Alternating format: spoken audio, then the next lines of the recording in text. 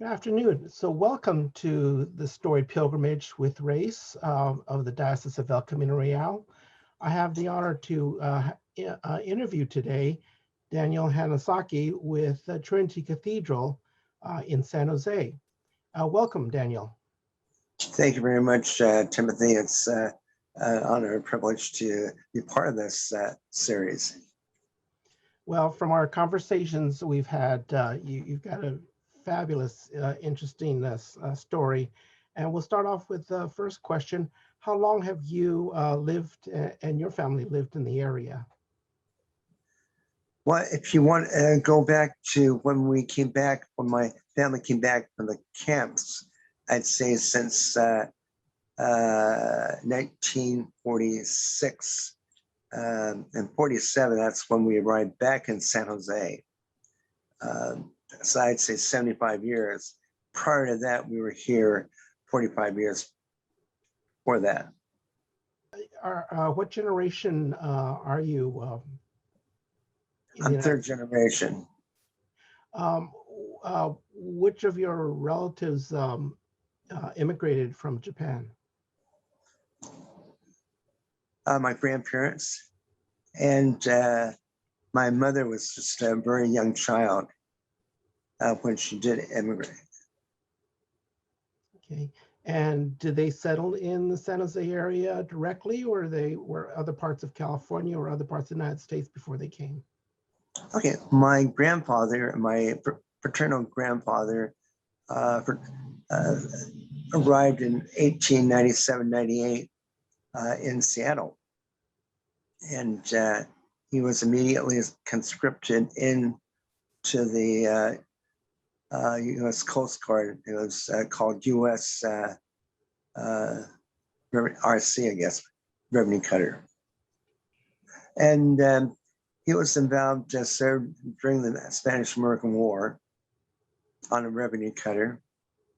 And he took pride in that and he had a chance to be a captain's mate because it's pretty hefty, big bone, solidly built, and didn't take any guff from anyone, and took orders very well from his superiors. And when did he leave Seattle and moved? Did he come straight down to the Bay Area, or? My recollection of hearing his oral history was he moved down to the San Jose area a little beyond the turn of the century, about 1901, 1902. And I think he had a fish market in Japantown. And after that, he met someone and got married. My dad's mother, I think, was carrying my father during that period. And he was born 20th of June, 1906, but then he recorded until December because there's the kind of recorders and everything was destroyed. This is in San Francisco. How long was had your grandmother been in the United States before that? I believe she arrived maybe about 1905. She was called a picture bride. And the old fashioned, my dad and my grandfather, I guess he had to go between everything else. But what impressed me the most was he settled down right away, and along came my dad. In between was the earthquake, April 1906. So they had to adapt, and from there, I believe they moved to the Tesla mines. He tried coal mining, and he said, forget it. My uncle Toshi came in 1909. And so there's all four of them. I saw a picture about 1910. Uncle Tosh was just still a little infant. My father was about 4. And I checked the census, and they appeared in the census, Tesla up in the Livermore area. He did that, and then unfortunately, my grandmother became ill with a virus. That was just prior to the Spanish influenza. She died of inflammation of heart or endocarditis, and that's really sad. So it was actually my grandfather, my father, my uncle, from 1914 on, continued on as a single parent. My grandfather was working at that point, developing an iceberg lettuce that was hardy enough to be shipped back east. And they're having trouble because by the time it was halfway to its destination point, the lettuce would just start, would be spoiled. So they did germination experiments with Cal Aggies, which is now UC Davis, and worked along that. And that was his future career as a seed farmer. My grandmother had passed away, and my grandfather was very busy with his career. My dad took a job as a schoolboy. He lived with an Irish Catholic family, the O'Donnells, and really felt comfortable, made friends with the O'Donnells, were longtime residents of the San Benito County. How long did he live down in the Hollister area before he started moving up to the Bay Area? He graduated in 1925 from Hollister High and was accepted to Cal, UC Berkeley, and he moved up there. And he also worked while attending Cal. He was a business major. When did he, was it after he graduated from Cal that he came down to San Jose, or? Well, actually, he was employed by Nippon Dry Goods. He became ill, and I believe he had a condition that he had to convalesce. It was a respiratory illness. He just decided to work and was able to land a job in San Francisco, which he really liked. He liked the city life.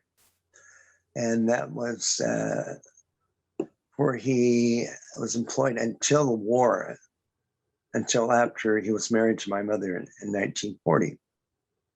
And that your dad was still working at the Nippon Company at the time?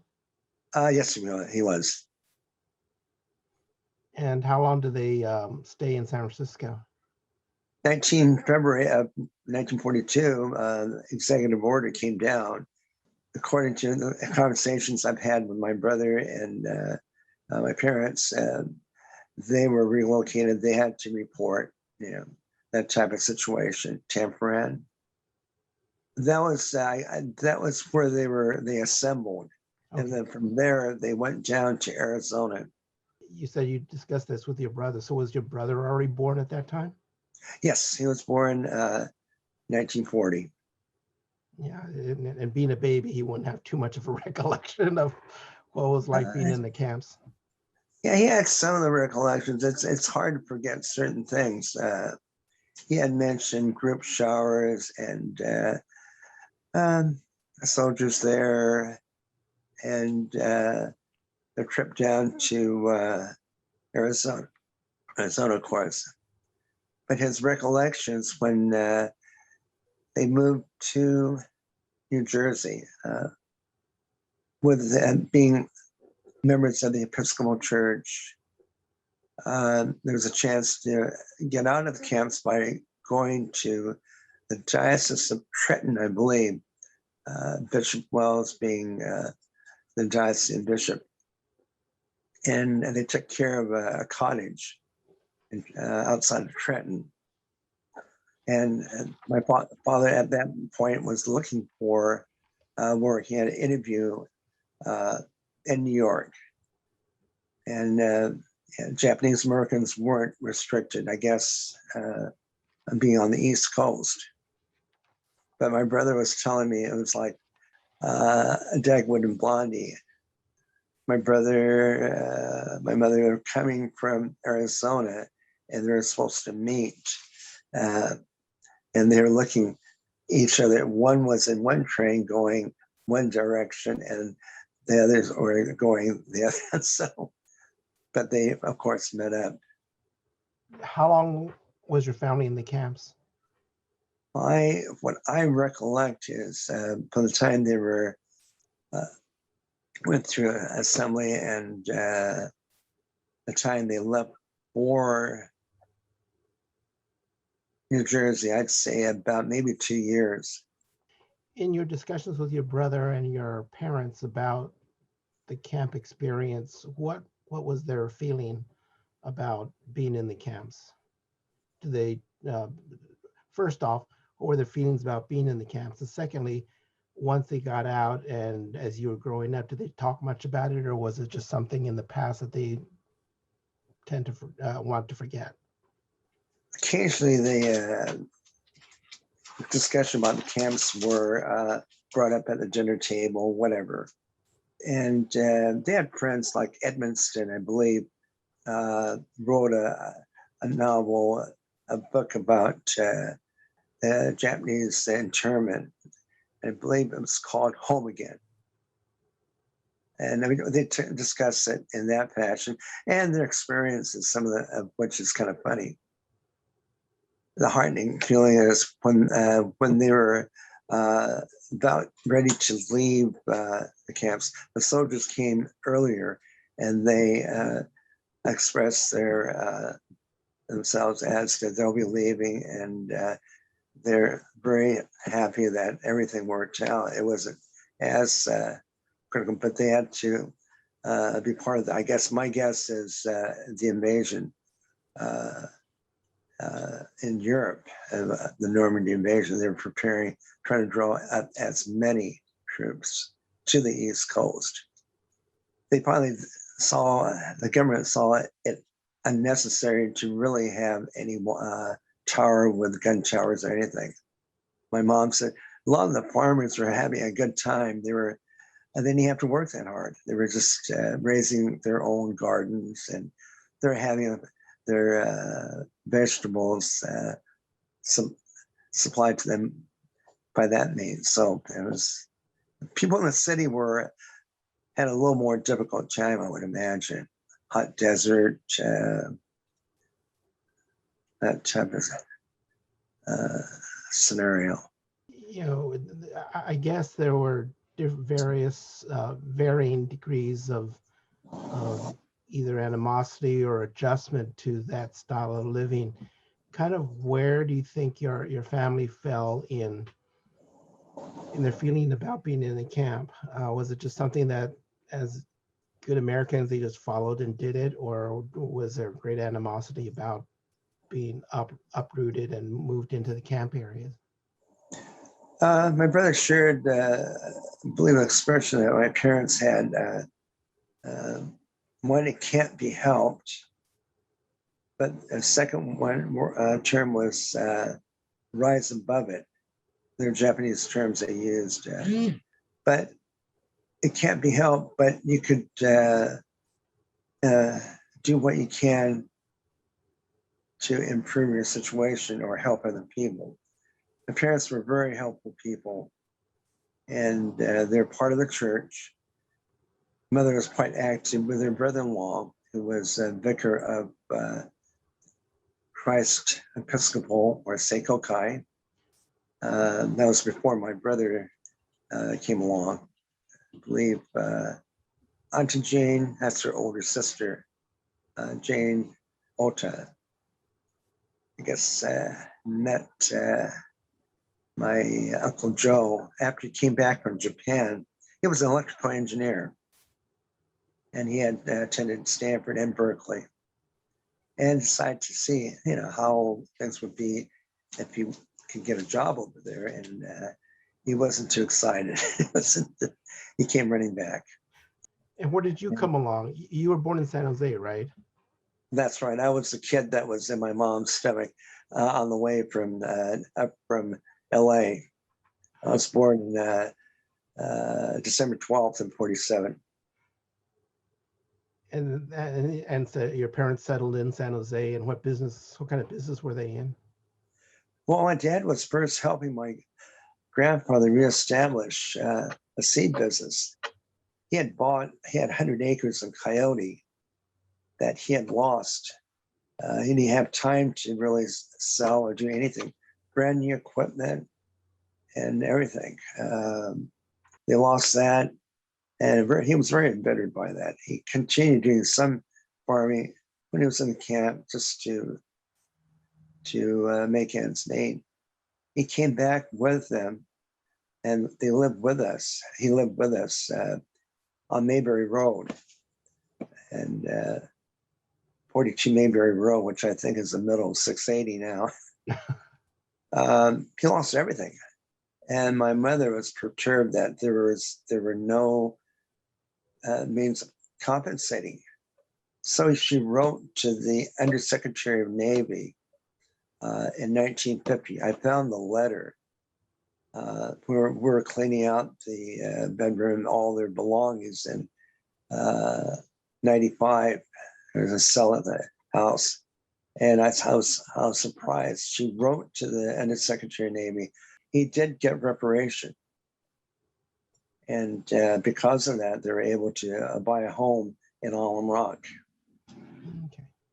in 1954, 7 years later. And but getting back to father's work, he was trying to reestablish that, and it didn't work out. And my grandfather had a heart attack in 55, and my mother nursed him back to health. And mother being very, very capable, and she was accepted to a nursing school in the 30s, Stanford Nursing School, Stanford Lane. But my grandmother probably knew that my mom would probably work herself to death. She was that dedicated. She tore up the acceptance notice. Wow. She probably knew the pitfalls of that kind of work. It's hard. But she had the knowledge, and she continued to, her reading and everything. Anytime we got sick, she was on top of it.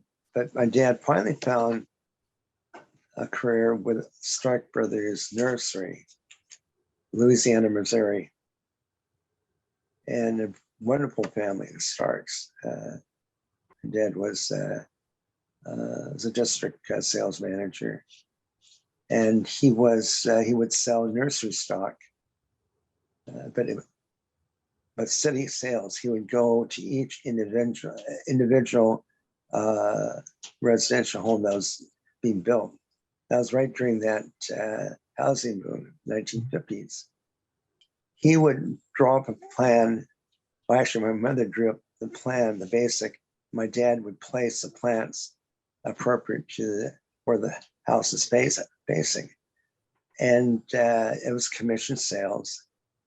And he did that for, 10 years at least. So he continued that way into his 70s. By living over in the Alum Rock area, did your family maintain connections with the Japanese community down in J-Town? Not really, not as much as my grandfather, the eternal, was involved in Jane much in San Francisco. It's interesting in your earlier answers how deep it sounds like your family was very deep, devout Episcopalians earlier on. Did that stem from being in the United States, or that goes all the way back to Japan? It goes all the way back to Japan. My grandparents, of course, I think their parents were one of the first Episcopalians or Anglicans in Osaka in the 1880s. So I'd be fourth generation Anglican or Episcopalian. There was a church in Osaka, and I think that's associated with Seikokai in Japantown. That was just long family tradition. So being surrounded by strong Episcopalians and clergy in your life, how has the church played in your life? Has it been a source of? It sounds like it's a strong source of strength for you. It is. It's been. I guess if you want to use the mustard seed that was brought up in the sermon on Sunday by Reverend Julia, it grows. I mean, my mother was very active, and she would help neighbors, whatever. She would counsel children or neighbors that were having trouble with their relationship, marriage. She would listen to them, and most of it was listening. Being a member of choir, being a member of EYC, and active in that, and being an acolyte. For the time I was confirmed, I believe I was confirmed 60 years ago this month. I made friends, but it's really given me an insight as to the importance of caring for one another. It's been a growing experience. I was in St. Philip's Choir, and then until I moved to Trinity, and I had a chance to see different vicars come and go. And the last vicar was Jerry Drino, and during which time I was driving an ambulance. And the church has really helped me look at life in perspective, especially seeing the number of casualties I encountered. And the reality of, there's just a fraction of those that we do give CPR do survive. Once I chose the person I was to marry because of family similarities, values. My mom said, it's not race that's important. It is your faith and your values and the way you treat your family, the family life. And my mom was big on family. Being raised in San Jose area, did you find being Japanese that you were ever a target of discrimination? I don't recall direct target.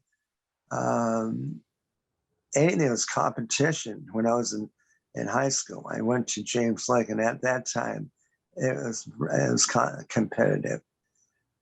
I never thought of race as being a factor. The East Side, James Lake was, you had the Foothill area, and then you had the Alum Rock area and Lower Alum Rock area. And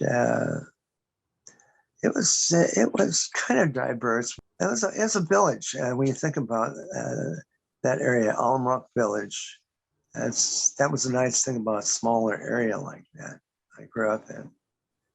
And because back then, Alum Rock area was kind of the brand new area that was growing out, right?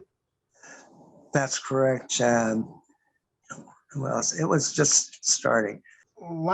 Last thing is there's three terms I'd like to ask you, and I'd like to how do you relate to these terms? The first one is immigrant. Immigrant. Oh, it's a definitive term. There is no judgment or anything. It's someone who has decided to leave their country for whatever reason and to make a new home in another country. In our case, the U.S. Mm-hmm. Do you think your parents or your grandparents would have a different viewpoint on that term? I don't know. I think my mother's dad, who was served in the Japanese Imperial Navy from 1890s to the Russo-Japanese War, was so impressed with Teddy Roosevelt's handling of the treaty that essentially saved Japan from being overrun. So he gladly immigrated. He didn't want to stay around because of the feeling that there was empire building taking place. And of course, that was the big thing with the subsequent generation. He emigrated, I think, 1917 when the when the Bolshevik Revolution took place.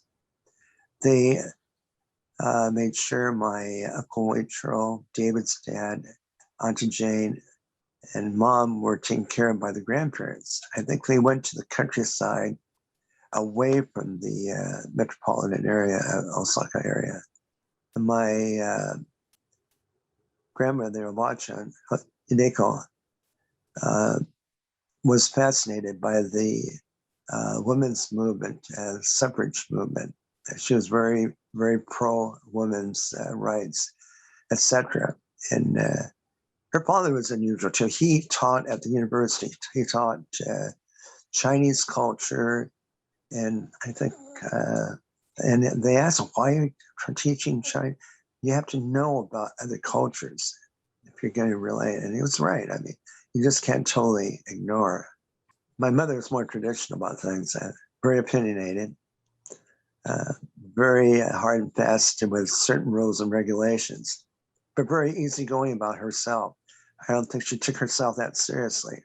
It was very, very bright. She went to a private girls' school, and was planning to go to Stanford Lane nursing school or Mills, but no, the war came along. But she had responsibility.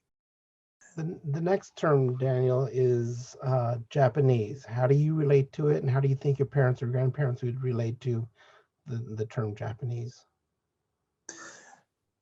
Japanese is a term that's where my ancestry is from. As simple as that. Just like English or whatever, Spanish. Japanese is that. Japanese American is you're born here of Japanese ancestry. But when they ask me, what is your nationality? I'm an American, essentially, of Japanese ancestry or Japanese American. And you answered the third one was American. So thank you for that. Well, Daniel, this has been one fabulous interview and very interesting. And I thank you for your time and spending it with us and opening up yourself to this discussion of your storied pilgrimage and sharing your story with the diocese and our church. So again, thank you so much. And we appreciate your time. You're very welcome. And it's been my pleasure and honor.